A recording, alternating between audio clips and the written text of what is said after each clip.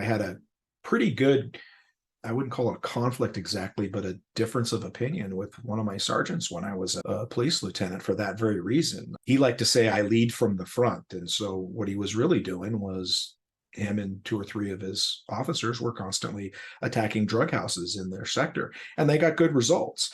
But that was all they got was drug house arrests. Everything else was in shambles because he was basically being a three-stripe patrol officer as opposed to a sergeant. And so it's a touch and go sort of thing. I mean, leading from the front is a real thing, but you have to balance it with being an available resource to your people. So in that scenario, what routes do you have to take? Could you move that person back to what seems to be a better fit, which would be a patrol officer, without that seeming to be if there wasn't a police union, you could do that. Most police agencies are civil service, and most promotional processes are pretty rigorous and set in stone in the way that they're handled. And so you don't have the authority necessarily as a, say, a lieutenant to tell a sergeant, if you want to be a police officer so bad, we'll put you back as a patrol officer. It would take a Moses coming down from the mountaintop sort of event for that to happen.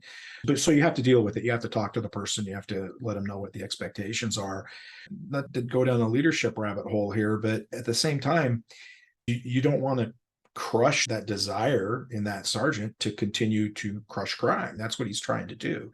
You just have to help him, in this case it was a him, understand that there's a balance, and that even though you may see a sergeant on TV doing a patrol officer or detective's job, that's not your job. Your job is this.